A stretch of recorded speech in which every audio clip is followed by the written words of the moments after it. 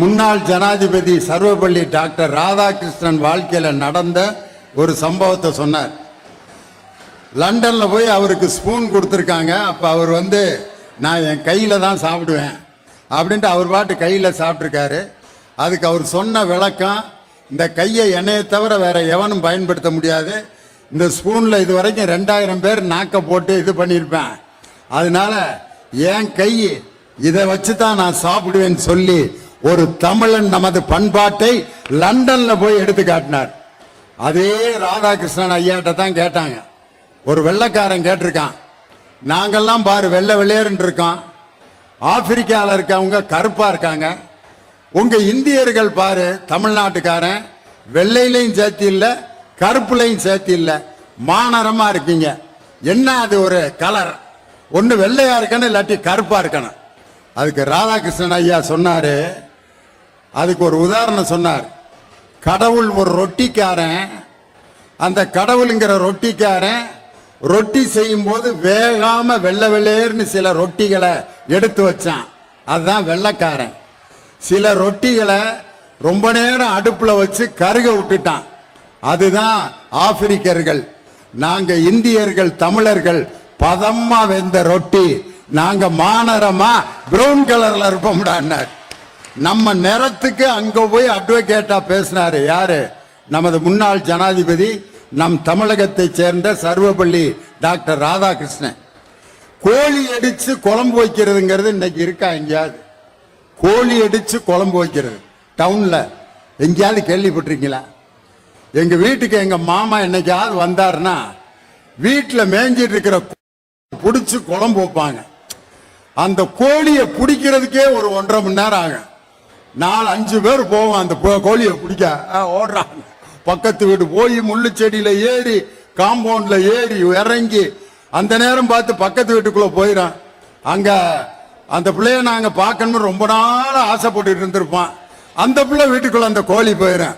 ஆஹா தெய்வீக கோழி, இத பார்க்கணும்னு தான் காலையில இருந்து காத்திருந்தேன் அப்படின்ட்டு அந்த பிள்ளைய ஒரு பார்வை பார்த்துட்டு அந்த பிள்ளையும் சேர்ந்து ஓடி போய் ஒரு மூளையில அந்த கோழி சிக்கணும்னு அப்படி புடிச்சு பெரிய அலெக்சாண்டர் நாட்டை வென்ற மாதிரி அந்த கோழியை பிடிச்சி எங்க அம்மாட்ட கொண்டு வா பிடிச்சோமா அப்படின்னு அந்த கோழி காலை கட்டி போட்டு அறுக்கிறதுக்கு எங்க மாமாவை கூட்டு வருவோம். பக்கத்துல இருக்க ஒருத்தர் அவரு, ஏன்னா எங்களுக்கு அறுக்க பயமா இருக்குன்ட்டு அவர் வர வரைக்கும் காத்திருந்து அந்த கோழியை அவர் கழுத்துல அறுத்து அதை சுடுதண்ணியில ஊற போட்டு அந்த முடியெல்லாம் பிச்சு அதை அறுத்து ஒன்னொன்னா எடுத்து வைக்கிற வரைக்கும் நாங்க பார்த்துக்கிட்டே இருப்போம்.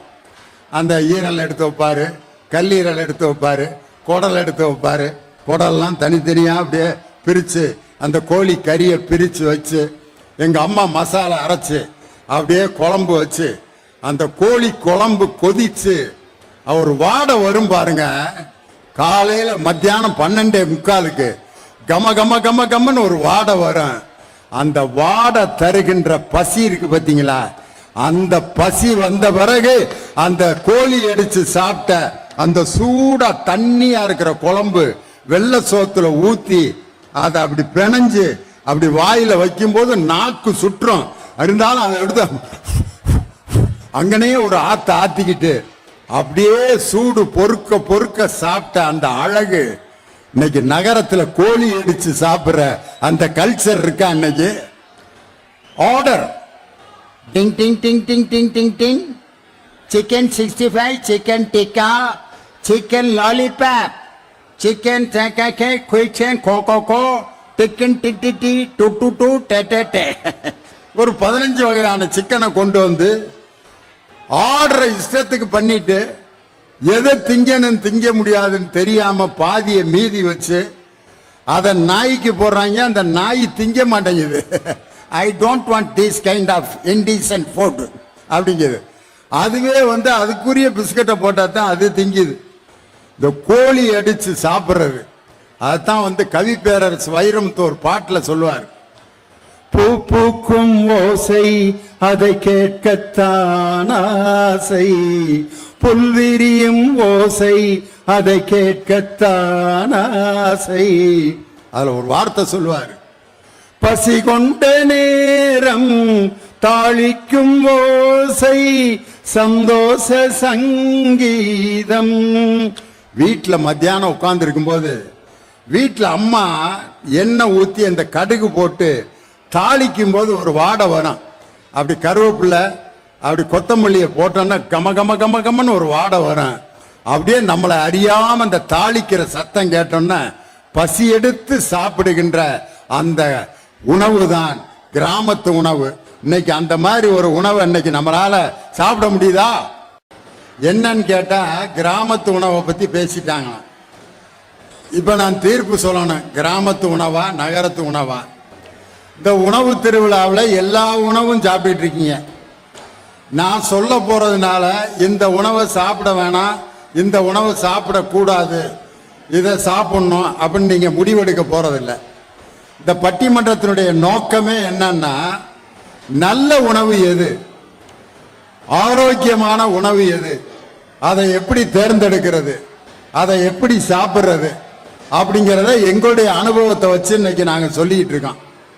சின்ன பிள்ளையில இருந்து நாங்கெல்லாம் சாப்பிட்ட சாப்பாடு, அடே அப்பா, எங்க வீட்டில் கிறிஸ்மஸுக்கு தான் இட்லியே சுடுவாங்க.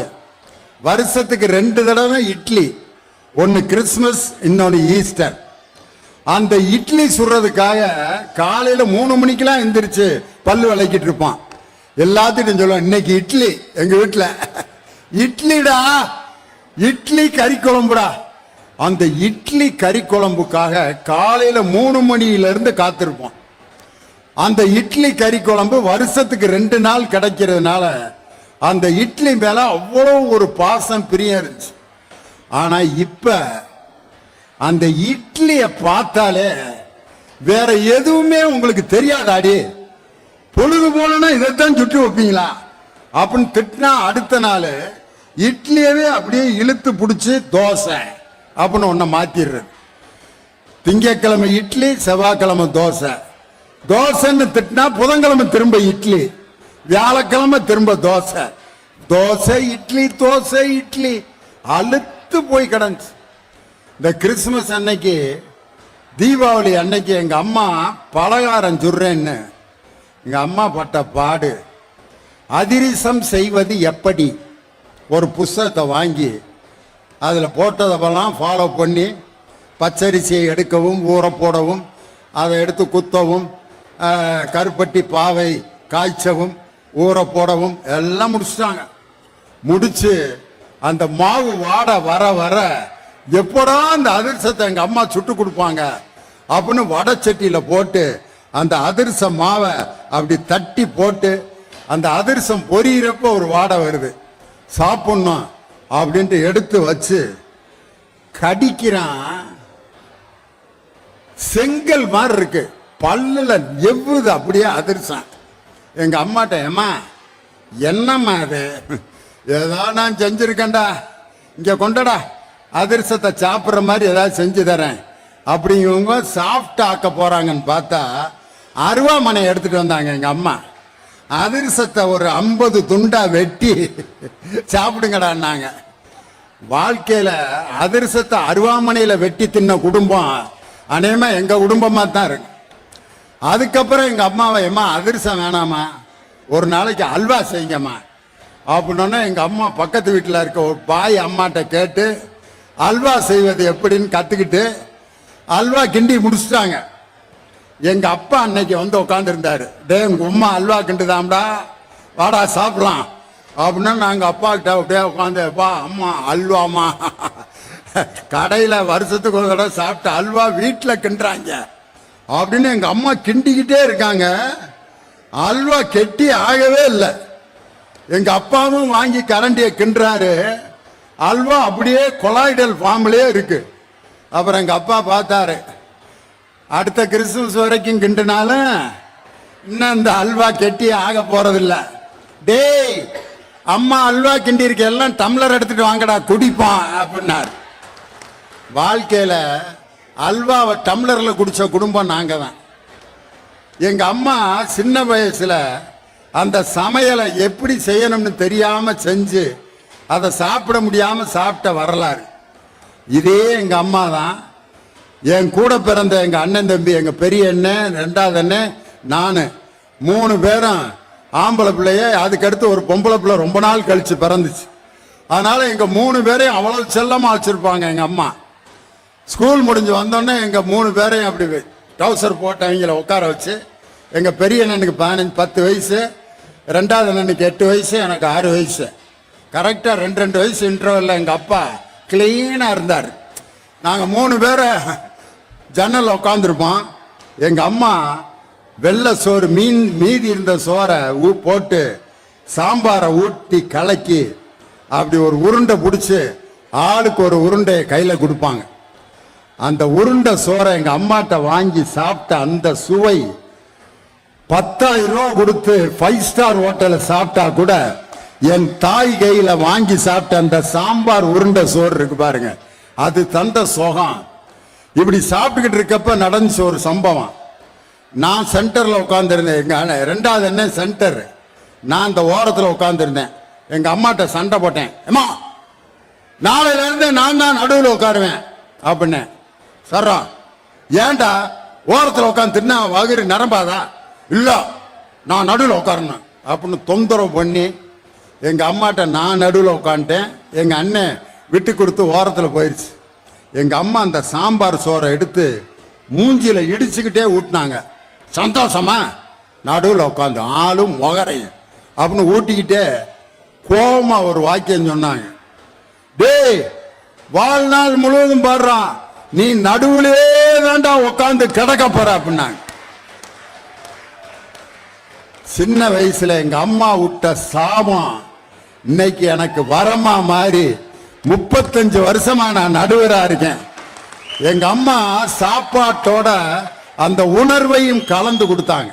வெறும் சாம்பார் சோறு மட்டும் இல்ல, அதோட சேர்ந்து ஒரு அன்பு, பாசம், திட்டு, கோபம், சாபம் எல்லாம், மகன் எப்படி வரணும், ஆசை எல்லாம் அந்த சாம்பார் சோத்துல கலந்து கிடைச்சிச்சு. இதுதான் உண்மையான சாப்பாடு.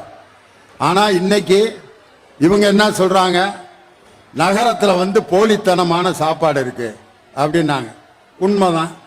கிராமத்துக்காரன் வஞ்சம்லாம் சாப்பிடுவான், நகரத்துல பந்தா பண்ணுவாங்க. பாத்துறீங்களா? இந்த பொண்ணு பார்க்க வர்றப்ப இந்த மாப்பிள்ளன்னு ஒருத்தன் உட்காந்துருப்பான் பாத்தீங்களா, டவுன்ல சாப்பிடவே தெரியாதவன் மாதிரி ஆக்ட் பண்ணுவாங்க. பாத்துறீங்களா? அந்த பொண்ணு வீட்டுல மாப்பிள்ள மாப்பிள்ள மிச்சர் சாப்பிடுங்க மாப்பிள்ள.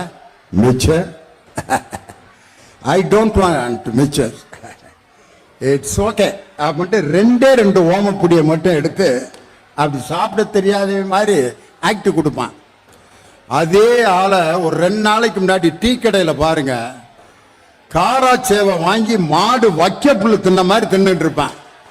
ஆனா பொண்ணு பார்க்க வர்ற அடிப்பான் சாப்பிட தெரியாத மாதிரி. மாப்பிள்ள காஃபி டீலாம் எனக்கு பழக்கமே இல்லைங்க. பொண்ணு வீட்டில் நம்பிடுவான், தங்கமான பிள்ளையா இருக்கானே, இந்த காலத்துல இப்படி ஒரு மாப்பிள்ளை கிடைக்க கொடுத்து வச்சிருக்கணும்டா அப்படின்னா. ஆனா அந்த நாய் குவாற்ற ராவ அடிக்கிற நாயா இருக்கு. ஆனா பொண்ணு வீட்டுல பீலா விடுறான், எனக்கு காஃபி டீலாம் பழக்கமே இல்லைன்னு. பொண்ணு வீட்டுல நம்பி தங்கமான பையன் பொண்ணை கொடுத்துருவேன். சரி மாப்பிள்ளை தான் இப்படி நடிக்குதுன்னு நினைக்கிறீங்களா? பொண்ணு நடிக்கணும் பாருங்க ஒரு நடிப்பு. சிவாஜி கணேசன்லாம் இப்படி நடிக்க முடியாதியா? ஏதோ நாங்க தான் பாதிக்கப்பட்டிருக்கோம்னா உலகமே பாதிக்கப்பட்டிருக்கு. அதுகளை பார்த்தீங்கன்னா பெரும்பாலும் சாயந்தரம் 7 மணி 7:30 மணிக்கு மேலதான் பொண்ணு பார்க்க வர சொல்லுவான். ஏன்னா அப்பதான் எதையும் நம்மளால கண்டுபிடிக்க முடியாது. அந்த பொண்ணை கூப்பிடுவாங்க, மாப்பிள்ளை வீட்டுக்காரங்க பார்க்க வந்திருக்காங்க, காப்பி கொண்டா. அது பார்த்தீங்கன்னா இந்த பூனையும் பால் குடிக்குமான்ட்டு கையில் அந்த காப்பியை கொண்டுகிட்டு இந்த வணக்கம் சொல்லுமா,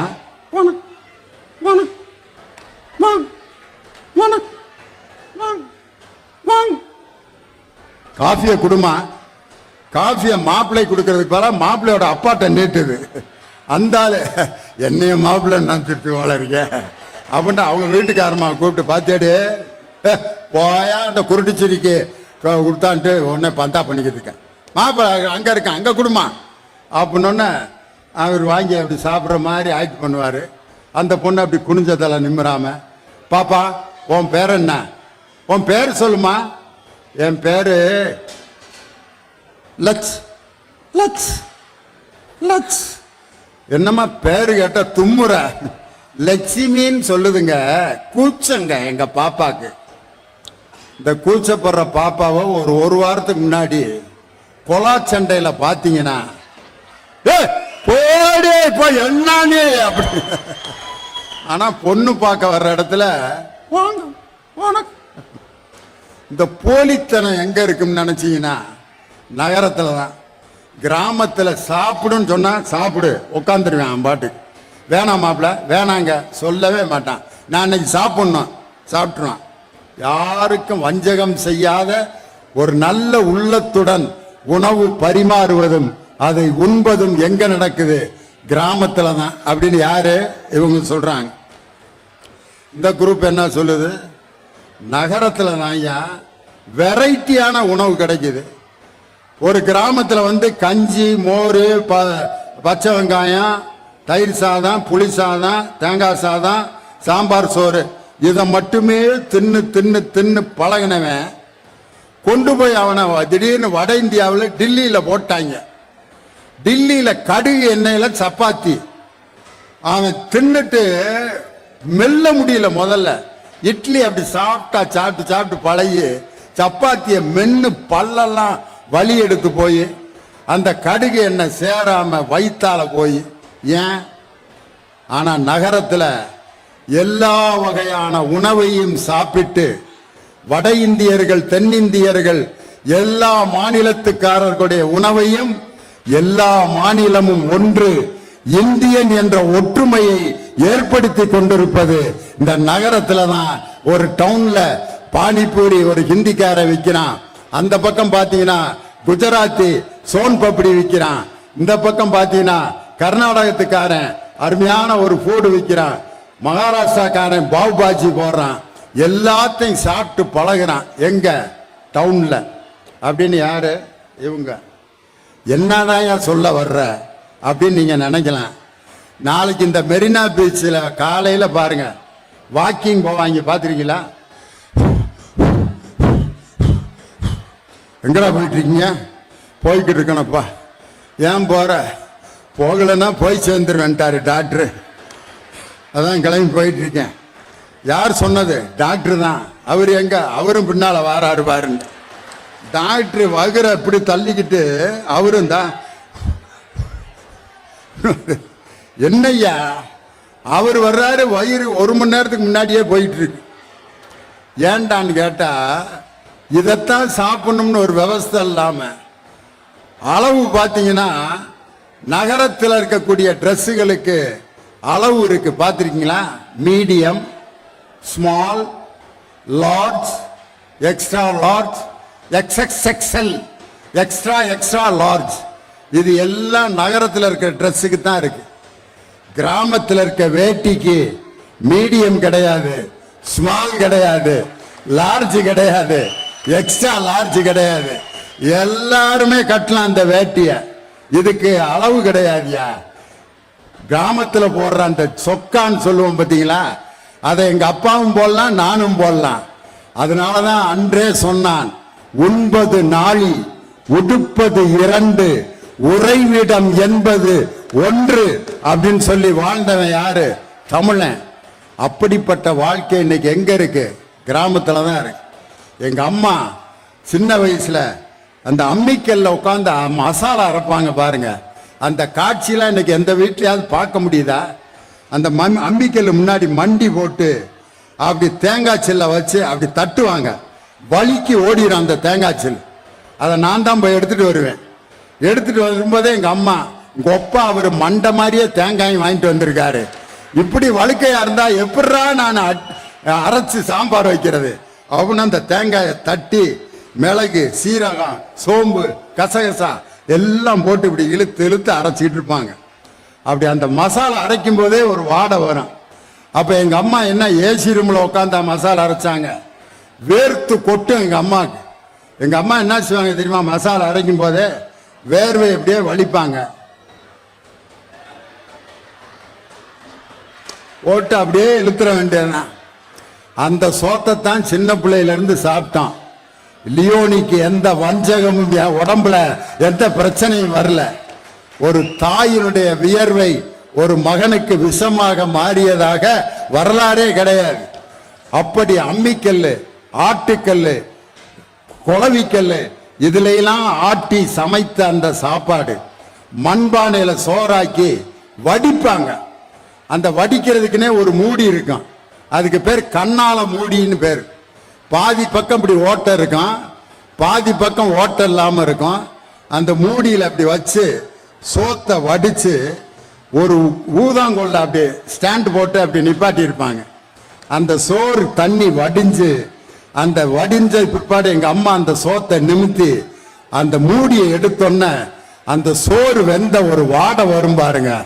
அந்த வாடையோட அந்த கீழே வடிஞ்ச தண்ணியை உப்பு போட்டு கொடுப்பாங்க. அது கொடுத்த சுவையும் ஒரு உற்சாகமும் ஒரு உடல் நலமும் அந்த வடிச்ச தண்ணி கொடுத்த சந்தோஷம் இன்னைக்கு எங்களுக்கு கிடைக்கலையே. இது கிராமத்துல தானே கிடைச்சது அப்படின்னு ரொம்ப அருமையா பேசினாங்க. கிராமத்து உணவு, நகரத்து உணவு. கிராமத்து உணவுல பாத்தீங்கன்னா ஒரு இலையில வந்தோன்னே உப்பு வைப்பாங்க, ஊறுகாய் வைப்பாங்க, ஸ்வீட் வைப்பாங்க. அப்புறம் அப்படியே காய்கறி எல்லாம் வச்சுட்டு அப்புறம் சோறு வச்சு சாம்பார், ரசம், வத்த குழம்பு, மோர், அப்பளம், பாயாசம் அப்படி முடிப்பான். இங்க டவுன்ல ஒரு ஸ்டார் ஹோட்டல்ல போனோன்னா ஒருத்தர் வந்து இப்படி அட்டையை எடுத்துட்டு வர்றார். Sir order please. ஸ்டார்டர், அதுக்கு பேர் ஸ்டார்டர். சார் சார் சாரி தம்பி லைட் ஆன் பண்ண கண்டிப்பா பண்ணுங்க சார். ஒரு அட்டை எடுத்துட்டு வந்து ஸ்டார்டர் ஸ்டார்டர் ஸ்டார்டர் என்னென்ன சொல்றாங்க தெரியுமா? Chicken tikka, chicken 65, chicken boneless chicken, boneless நண்டு, போன்லெஸ் போன்லெஸ் போன்லெஸ் எல்லாம் போன்லெஸ்ஸா சாப்பிட்டுவிட்டு எங்க போய் உட்காந்துருக்காங்க தெரியுமா? செயற்கை கருத்தரித்தல் மையம். அந்த எலும்பை கடிக்கிறது கூட சத்து இல்லாம ஸ்டார்டர் அதுக்கு பேர். ஸ்டார்டர் முடிஞ்சோன்னா அடுத்து சொல்றதுக்கு பேரு மெயின் கோர்ஸ். அந்த ஸ்டார்டர்ங்கிற வார்த்தையே என்ன அர்த்தம் தெரியுமா? சுடுகாட்டுக்கு அதுதான் ஸ்டார்டர். ஸ்டார்டர் அதுக்கு அடுத்து மெயின் கோர்ஸ், அதாவது சுடுகாட்டில் எப்படி படுக்கிறதுங்கிறதுக்கு கோர்ஸ். கடைசியா முடிக்கிறதுக்கு பேரு டெசர்ட். டெசர்ட்னா என்ன அர்த்தம்? பாலைவனம். உன் வாழ்க்கை பாலைவனம் ஆகணும்னா ஸ்டார்டரு, மெயின் கோர்ஸ், டெசர்ட். ஆனா கிராமத்துல பாத்தீங்கன்னா வாழை இலை போட்டு காய்கறி, பழம், பாயாசம், அப்பளம், வெள்ளசோறு, சாம்பார் இதை சாப்பிட்ட அந்த ஆரோக்கியமான அந்த உணவு தான் ஒரு மனிதனுக்கு மகிழ்ச்சியையும் ருசியையும் தருகிறது. இது எந்த உணவு? முடிவு செய்யணும். ஒரே ஒரு சம்பவம் சொன்னா நான் தீர்ப்பு சொல்லிடலாம். இன்னைக்கு பாத்தீங்கன்னா செஸ் ஒலிம்பியாட் அந்த துவக்க விழா நேரு ஸ்டேடியத்தில் நடந்தது. நிறைவு விழாவும் நேரு ஸ்டேடியத்தில் நடந்தது. நேற்று மாலை கலைவாணர் அரங்கத்தில் வேலு நாச்சியாருடைய அந்த வீர வரலாறை ஒரு அருமையான டிஜிட்டல் ஷோவாக நடத்தி, மேடை நாடகமாக நடத்தி அதை நம்ம முதல்வர் வந்து திறந்து வச்சார். அந்த செஸ் ஒலிம்பியாட் துவக்க விழாவில் நடந்த நிகழ்ச்சிகளே தி பெஸ்ட் எது தெரியுமா?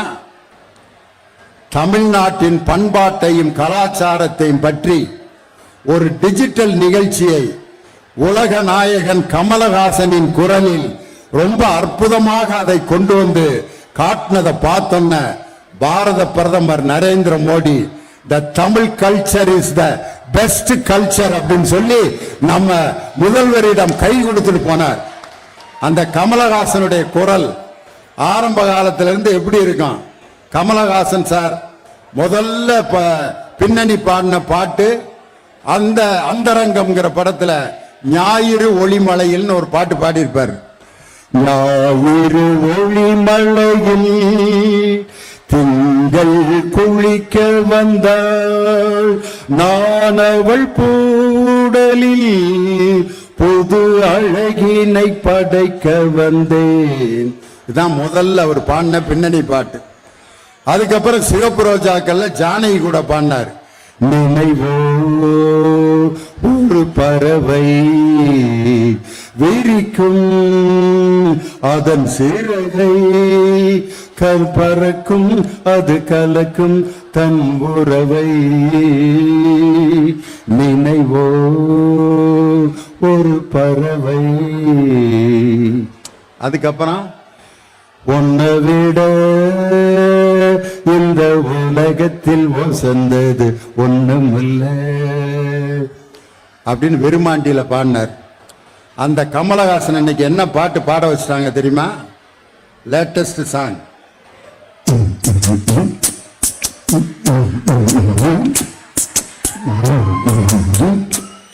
ஏ பத்தல பத்தல கொட்டியும் பத்தல பொட்டியும் பத்தல மத்தல மர்றாடோ நீ கிச்சனு அர்றாடோ. அர்றாடோ ஒண்ணுடா வேடிக்கை பாக்குற. ஏ கும்மரு கும்மா கும்மல கும்மா குன்றையும் பத்தல கொட்டியும் பத்தல மத்தல மர்றாடோ.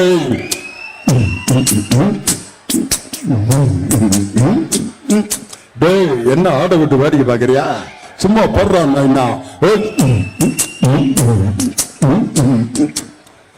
ஞாயிறு ஒளிமலையில் பாடின கமலஹாசனை பத்தல பத்தல பாட வச்சோம்ல. இன்னைக்கு இதை வச்சு என்ன நான் தீர்ப்பு சொல்ல வர்றேன்னா, கிராமத்து உணவா நகரத்து உணவா என்பது பிரச்சனை அல்ல.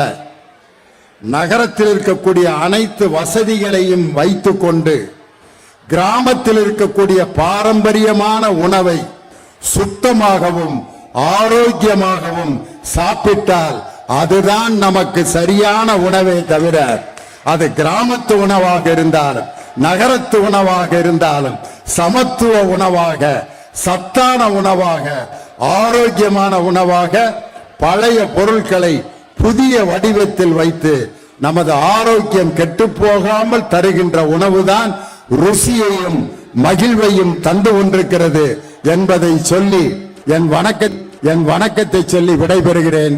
நன்றி, வணக்கம்.